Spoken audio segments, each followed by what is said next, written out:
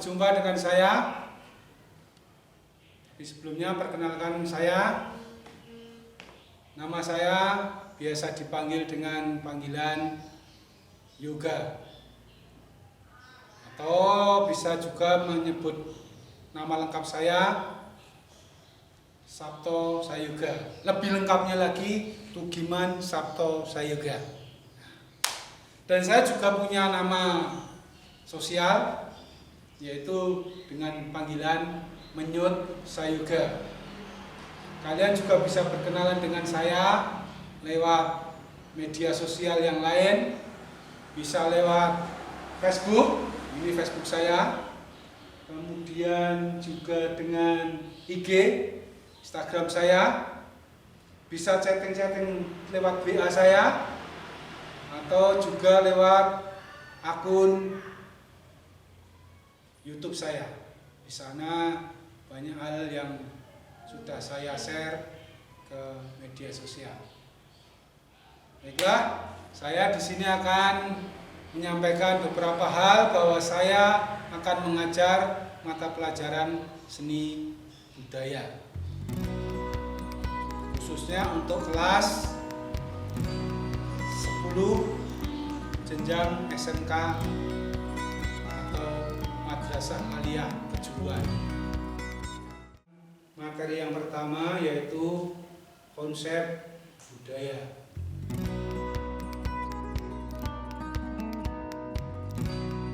Sebelum kita masuk ke materi, perlu saya sampaikan bahwa kita belajar itu ingin mencapai sesuatu atau pencapaian kompetensi yang ingin kita capai. Yang pertama, setelah mempelajari materi pelajaran ini, diharapkan siswa dapat, yang pertama jelas tadi sudah saya sampaikan, yaitu mendefinisikan kebudayaan. Yang kedua, menjelaskan terbentuknya kebudayaan. Yang ketiga, menjelaskan wujud kebudayaan. Yang keempat, menjelaskan unsur kebudayaan. Yang kelima, menjelaskan fungsi dari kebudayaan. Yang keenam adalah menjelaskan pengaruh antar budaya. Itu indikator pencapaian kompetensi yang harus kalian raih di konsep budaya kali ini. Kenapa kita harus belajar tentang budaya? Tahu manusia hidup itu selalu berkaitan dengan bagaimana kita bisa mempertahankan hidup kita agar bisa bertahan hidup. Itu intinya.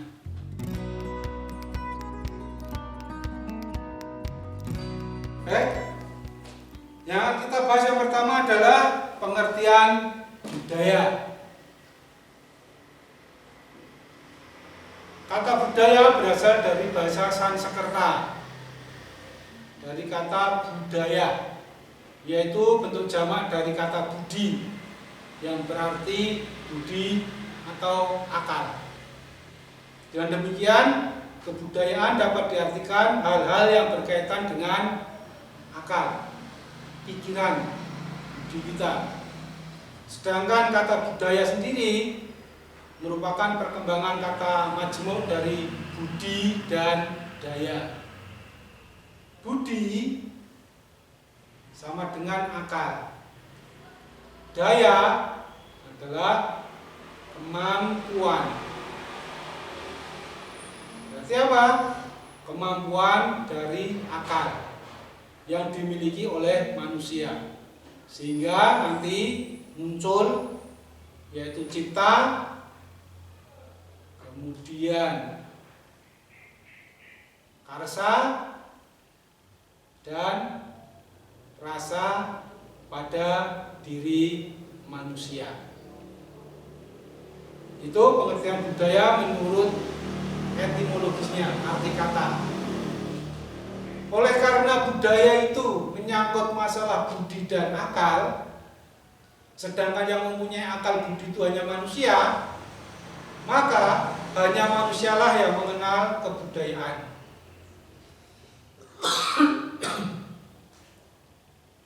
Maka seorang ahli Kristien itu berpendapat bahwa kebudayaan itu yang membedakan perilaku kita dengan perilaku makhluk-makhluk lainnya.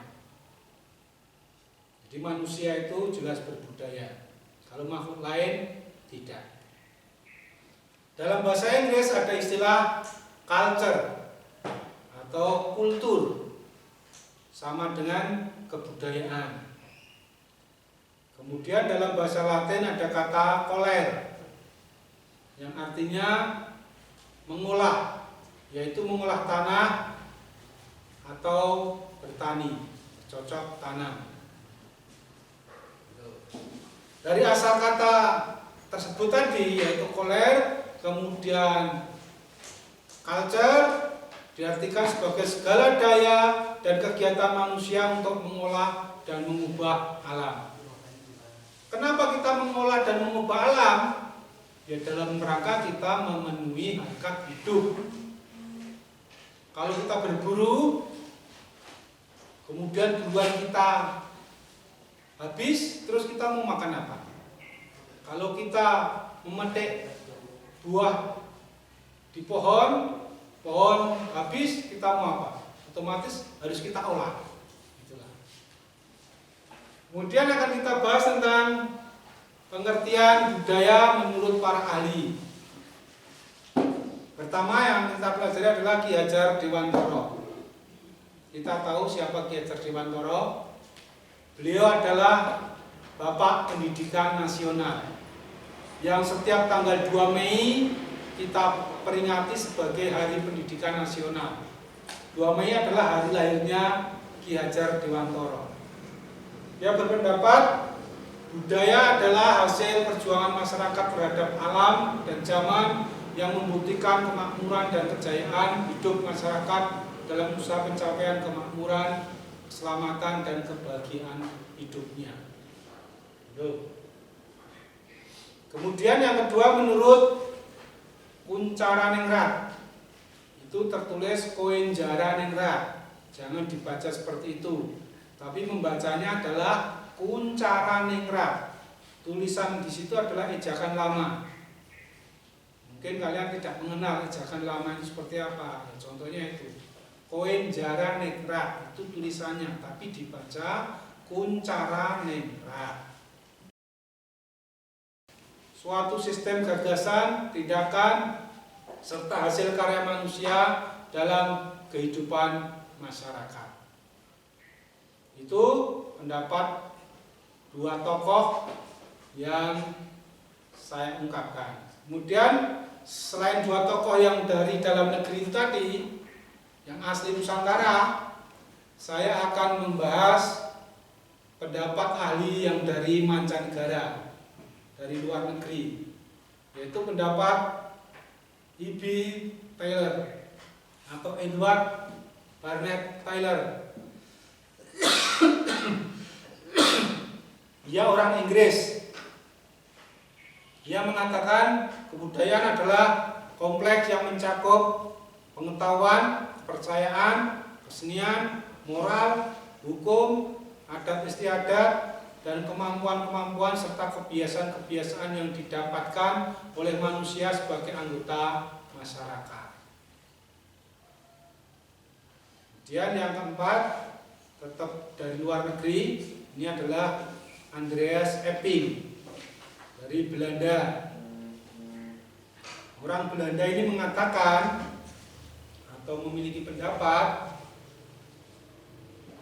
bahwa kebudayaan mengandung keseluruhan pengertian nilai sosial, norma sosial, ilmu pengetahuan, serta keseluruhan struktur-struktur sosial, religius, dan lain sebagainya, ditambah lagi segala pernyataan intelektual dan artistik yang menjadi ciri khas suatu masyarakat. Maaf, saya sedikit batuk. Baik, itu pengertian tentang budaya. Nah, dengan demikian dapat kita simpulkan bahwa budaya merupakan cara hidup dan pola pikir yang bersumber dari akal budi manusia, dijadikan identitas dan hak milik, serta diwariskan secara turun-temurun. Dalam suatu kelompok masyarakat yang mencakup persoalan rohani maupun jasmani dalam rangka mengatasi hidup dan kehidupan manusia. Itu kesimpulannya.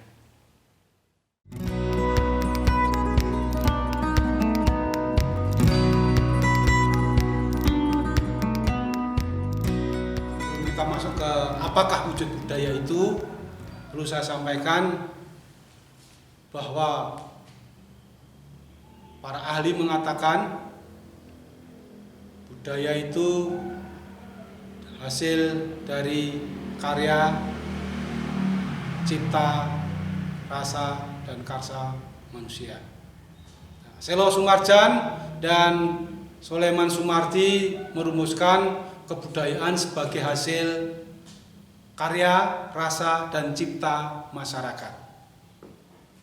Karya masyarakat menghasilkan teknologi kebudayaan kebendaan dan kebudayaan jasmania.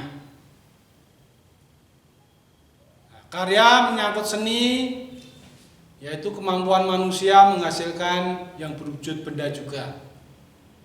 Kemudian cipta menyangkut segi spiritual, yaitu kemampuan untuk menghasilkan ilmu pengetahuan. Kemudian rasa yang menghasilkan keindahan. Karsa yang menghasilkan kaidah kepercayaan, kesusilaan, kesopanan, dan juga hukum. Dalam hubungan di atas, seperti yang saya sampaikan tadi, maka biasanya disebut nama peradaban kepada masyarakat yang telah mencapai taraf perkembangan teknologi yang sudah tinggi. Sekali lagi, peradaban. Dari bahasa Arab, dari kata adab, yang artinya kesopanan, kehalusan, dan budi pekerti yang baik.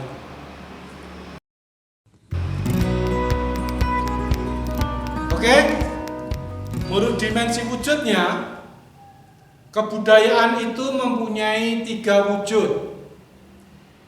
Yaitu yang pertama wujud konsep, gagasan atau wujud ideal.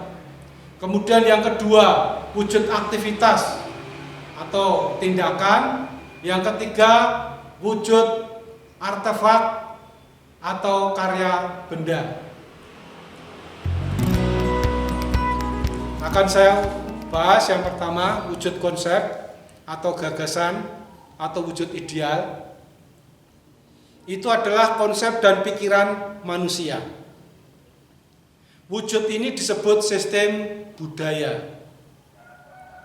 Wujud ideal kebudayaan adalah kebudayaan yang berbentuk kumpulan ide-ide, gagasan, nilai-nilai, norma-norma, peraturan dan sebagainya yang sifatnya abstrak, yang tidak bisa diraba ataupun disentuh.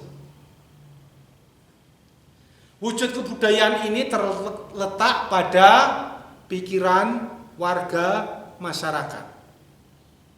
Itu wujud yang pertama, wujud konsep atau gagasan atau wujud ideal. Nah, jika masyarakat tersebut menyatakan gagasan mereka itu dalam bentuk tulisan, maka lokasi dari kebudayaan ideal itu berada dalam karangan, dalam buku-buku hasil karya para penulis.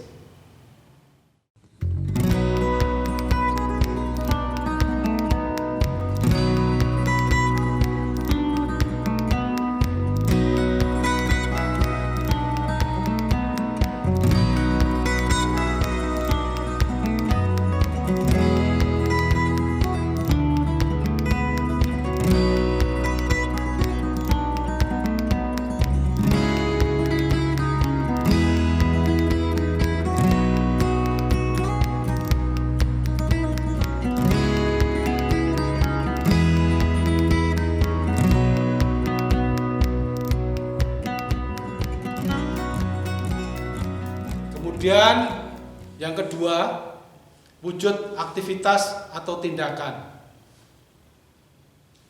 Aktivitas adalah wujud kebudayaan sebagai suatu tindakan berpola dari masyarakat yang ada. Wujud ini sering pula disebut dengan sistem sosial. Sistem sosial ini terdiri dari aktivitas-aktivitas manusia yang saling berinteraksi, mengadakan kontak, serta bergaul dengan manusia lain. Ya tentu saja menurut pola-pola tertentu yang berdasarkan adat tata kelakuan yang ada. Nah, ini sifatnya konkret. Terjadi dalam kehidupan sehari-hari dan dapat diamati, dapat didokumentasikan. Kita bergaul dengan orang lain, kita melakukan tindakan, melakukan kegiatan-kegiatan, kerja bakti dan lain sebagainya. Itulah wujud yang kedua tadi, aktivitas atau tindakan.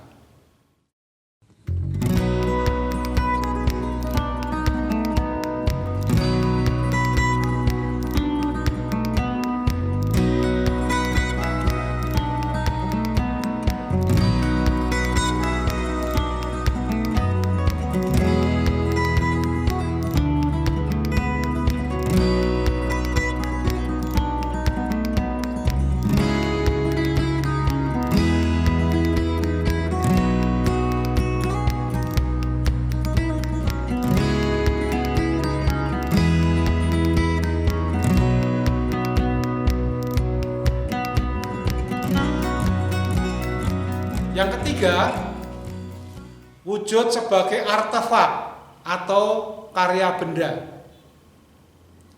Artefak adalah wujud kebudayaan fisik yang berupa hasil dari aktivitas, dari perbuatan, dan semua karya manusia dalam masyarakat berupa benda-benda atau hal-hal yang diraba, dilihat, didokumentasikan. Sifatnya paling konkret di antara ketiganya tadi.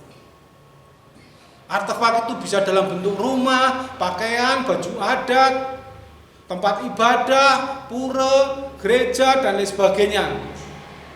Itu. Nah, dalam kenyataan kehidupan bermasyarakat, antara wujud kebudayaan yang satu tidak bisa dipisahkan dari wujud kebudayaan yang lain. Mereka satu kesatuan. Sebagai contoh, wujud kebudayaan ideal mengatur dan memberi arah pada tindakan atau aktivitas dan menghasilkan karya artefak pada diri manusia. Itu kaitannya. Jadi satu dengan yang lain saling berhubungan. Oke? Itu tadi adalah wujud budaya.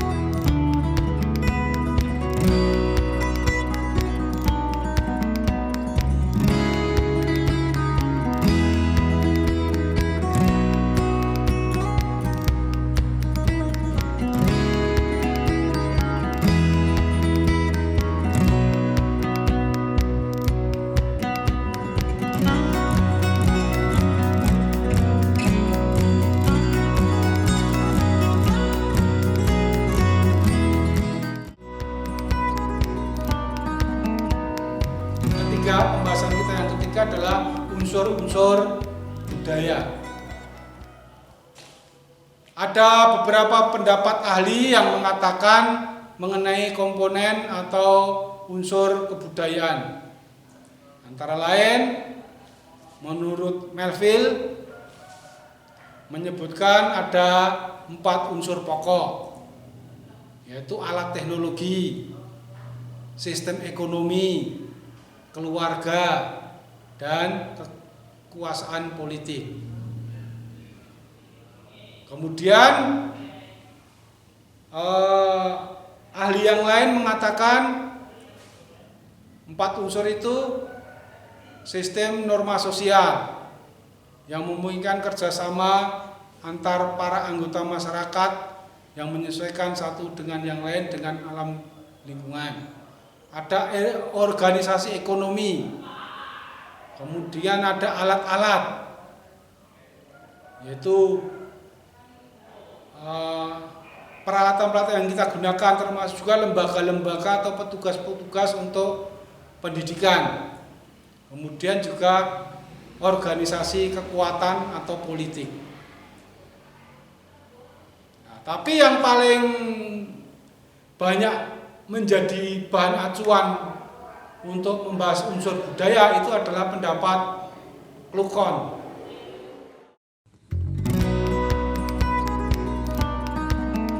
Klukon mengemukakan ada 7 unsur kebudayaan secara universal atau universal categories of culture, yaitu yang pertama adalah bahasa, yang kedua adalah sistem pengetahuan, yang ketiga adalah sistem teknologi dan peralatan, yang keempat adalah sistem kesenian, yang kelima adalah sistem mata pencarian atau ekonomi, yang keenam adalah sistem religi, yang ketujuh adalah sistem kekerabatan atau organisasi kemasyarakatan.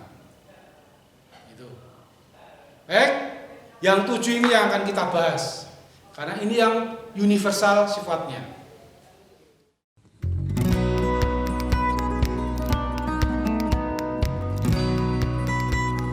Yang pertama, unsur budayanya adalah bahasa.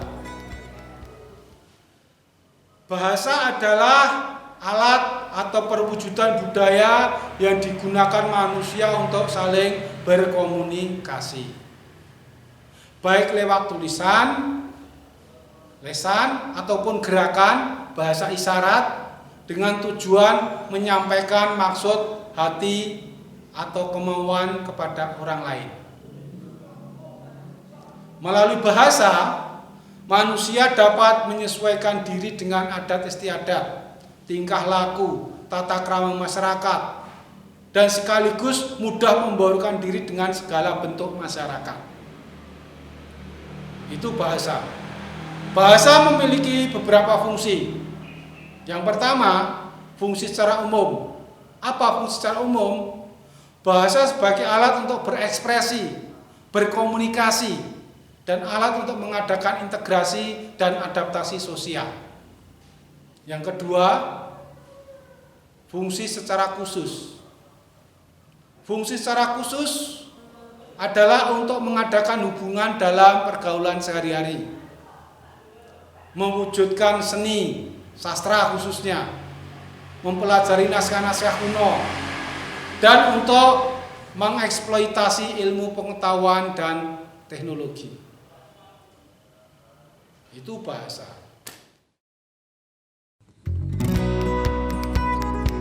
Kemudian unsur yang kedua adalah sistem ilmu dan pengetahuan.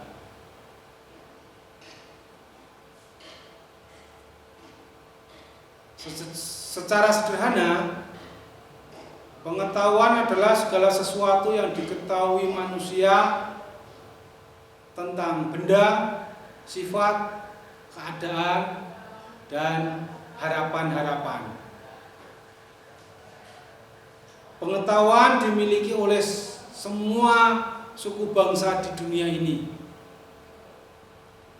Mereka memiliki pengetahuan melalui pengalaman, intuisi, ada yang melalui wahyu, ada yang berpikir menurut logika, ada percobaan-percobaan secara empiris, trial and error. Itu merupakan sistem ilmu pengetahuan yang merupakan unsur kedua dari kebudayaan. Sistem pengetahuan tersebut, sistem pengetahuan dikelompokkan menjadi 1. Pengetahuan tentang alam, 2. pengetahuan tentang tumbuh-tumbuhan dan hewan sekitarnya. Ketiga, pengetahuan tentang tubuh manusia, pengetahuan tentang sifat dan tingkah laku sesama manusia. Yang keempat, pengetahuan tentang ruang dan waktu, dan pengetahuan-pengetahuan yang lainnya, banyak sekali. Yang ketiga, peralatan dan perlengkapan hidup atau teknologi. Teknologi merupakan salah satu komponen kebudayaan. Teknologi itu mencangkup cara-cara atau teknik memproduksi, memakai, serta memelihara segala peralatan dan perlengkapan. Teknologi muncul dalam cara-cara manusia mengorganisasikan masyarakat dan cara-cara mengekspresikan rasa keindahan atau dalam memproduksi hasil-hasil kesenian. Masyarakat kecil yang berpindah-pindah atau masyarakat pedesaan yang hidup dari pertanian paling sedikit mengenal 9 macam teknologi tradisional.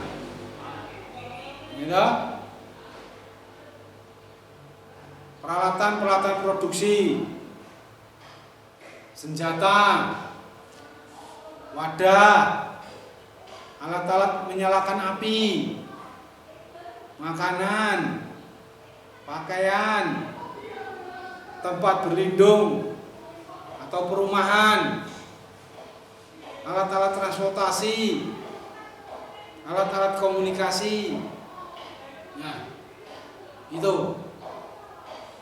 itu adalah peralatan dan perlengkapan hidup atau teknologi yang merupakan unsur dari budaya. Kemudian yang keempat adalah kesenian.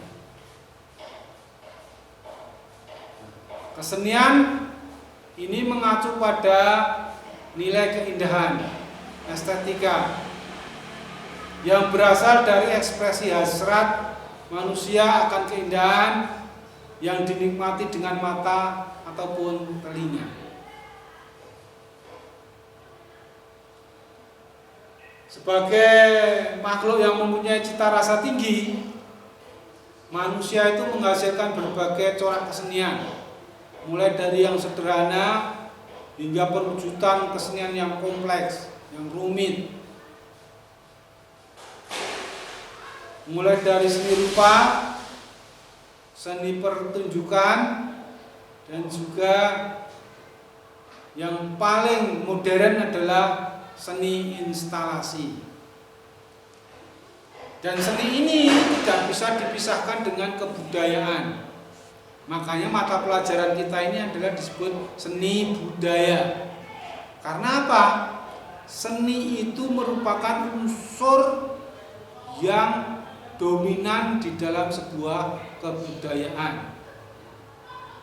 Karena di sana mengandung keindahan, mengandung ekspresi hidup manusia.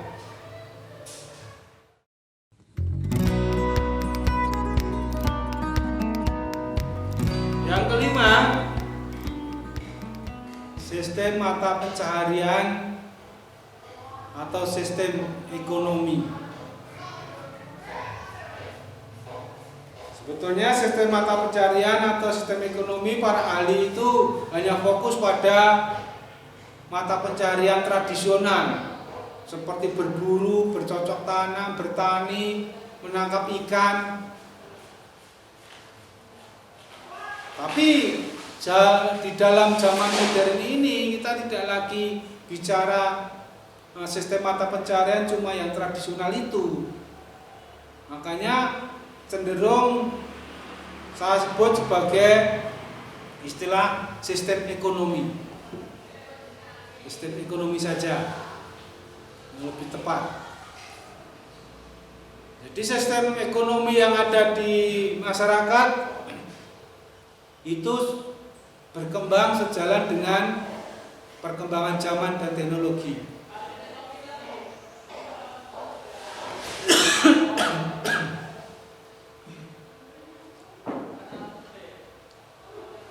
Pada zaman dahulu dengan sistem barter. Apa barter itu? Tukar menukar barang.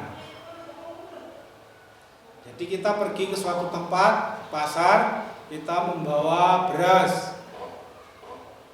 Nanti di pasar itu akan kita tukar dengan ikan asin. Orang yang punya ikan asin kebetulan butuh beras, ya kita tukar saja. Itu zaman dahulu seperti itu sistem ekonominya. Tapi setelah itu muncul sistem mata uang. Untuk mendapatkan barang, ya kita harus membeli. Membelinya dengan apa? Dengan uang. Ini. Karena sistem ekonomi jual beli dan lain sebagainya itu menyangkut pasar. Di sana ada pembeli, ada penjual. Kita tahu sekarang ini pasar tidak harus bertatap muka langsung, gitu, tapi bisa secara online. Yang ada di pasar itu tidak hanya masalah benda, tapi juga jasa. Jasa itu sekarang juga dipasarkan, ada yang membeli.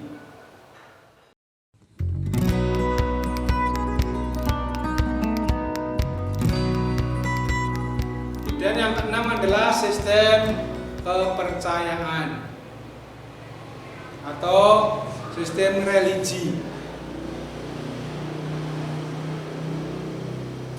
Dia ada kalanya pengetahuan, pemahaman, daya tahan fisik manusia dalam menguasai dan mengungkap rahasia-rahasia alam ini sangat terbatas.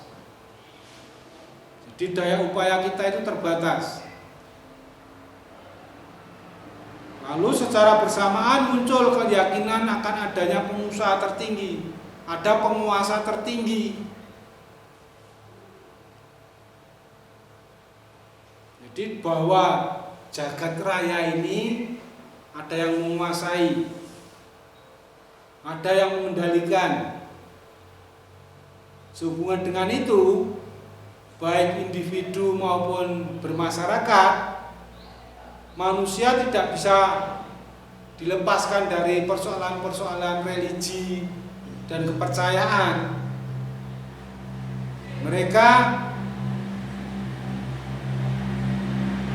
memiliki kepercayaan, memiliki religiositas untuk mengendalikan hidupnya.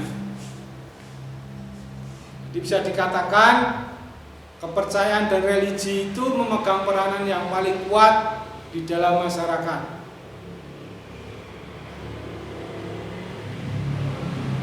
Sebelum berkembangnya agama,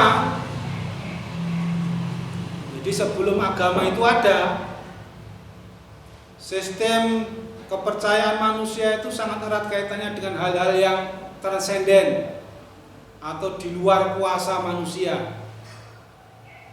Seperti dewa-dewa, roh nenek moyang, dan lain sebagainya.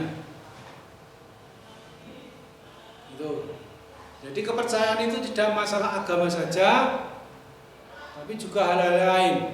Apalagi kita tahu masyarakat di Indonesia ini secara resmi agama diakui 6. Tapi kepercayaan itu banyak sekali. Setiap suku bangsa memiliki kepercayaan yang berbeda-beda. Tujuannya cuma satu. Kepada siapa? Menyembah kepada Sang Yang Widi, penguasa alam jagat raya ini, Tuhan yang Maha Esa, Allah Subhanahu wa Ta'ala. Itu sebetulnya tujuannya. Makanya muncul sistem kepercayaan.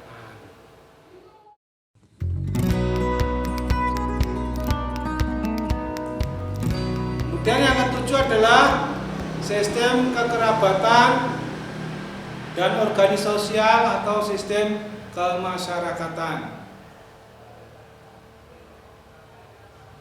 Sistem kekerabatan merupakan bagian yang sangat penting dalam struktur sosial. Karena sistem itu dapat digunakan untuk menggambarkan struktur sosial dari masyarakat yang bersangkutan. Kekerabatan adalah unit-unit sosial yang terdiri dari beberapa keluarga yang memiliki hubungan darah atau hubungan perkawinan. Itu ada sistem kekerabatan, pasduluran, merasa senasib, penanggungan, kemudian jadi sedulur, menjadi kerabat, meskipun tidak ada hubungan darah. Di sistem kekerabatan itu muncul karena mungkin satu tempat yang sama atau satu nasib yang sama atau hal-hal lain yang merasa seseorang itu memiliki sesuatu yang sama dengan orang lain, kemudian berkumpul menjadi satu, mereka melahirkan sebuah sistem kekerabatan. Selain kekerabatan yang sifatnya senasib itu tadi, ada juga organisasi sosial,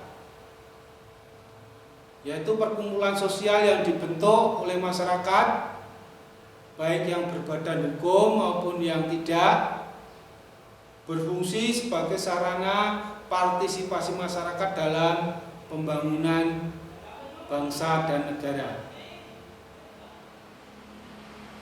Sebagai makhluk yang selalu hidup bersama-sama, manusia membentuk organisasi sosial kemasyarakatan itu untuk mencapai tujuan-tujuan tertentu yang tentu saja tidak dapat mereka capai sendiri. Dia harus bersama dengan masyarakat untuk mencapainya.